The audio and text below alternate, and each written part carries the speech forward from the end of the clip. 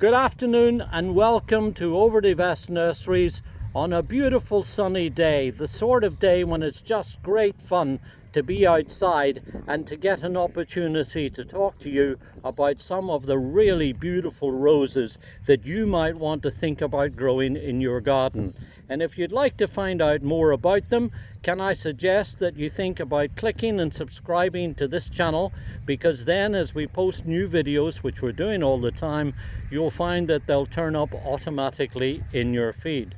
Now here in this part of the nursery where we do our evaluation of roses, we're checking not just the hardiness and performance of the varieties, but of course also the duration of flowering, and above all we're taking a close look at their ability to withstand or otherwise the vagrancies of things like pests and diseases. We're looking really for varieties that are going to be able to perform well in this region, and that's why we plant them out and take a very close look at how they settle down and grow. Now, in talking to gardeners over the years, I've really been amazed how the personalities of all of us are often reflected in the gardens we plant. If you're somebody who likes bright, vivid shades, then you tend to go for things like bright reds and yellows. If, on the other hand, you're somebody who's a little bit more sophisticated and refined and perhaps like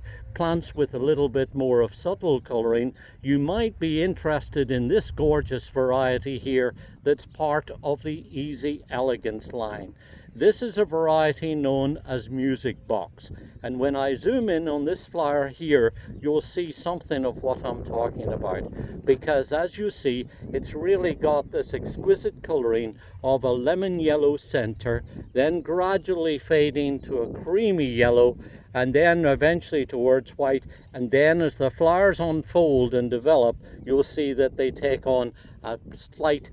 pinkish coloring to the outside of the petals too. And as you see, this happens all the time from they develop from little buds until they reach flowers that are probably about 2.5 to 3 inches or so wide. Before I forget to mention, I should also say that each of these flowers are sweetly scented too. So not only do you get this beautiful kind of color blend, you also get a vigorous plant that grows nice and strongly, produces lots of flower buds, and also has a very nice fragrance. This is a rose that gets to about 4 to 5 foot high. It's a tetraploid, which means that it's really vigorous and bushy and strong growing, and that helps it to withstand the effects of black spot disease that we've been testing and trialing it for in our gardens. And over the years when we've been growing it, we've been very pleasantly surprised how well this plant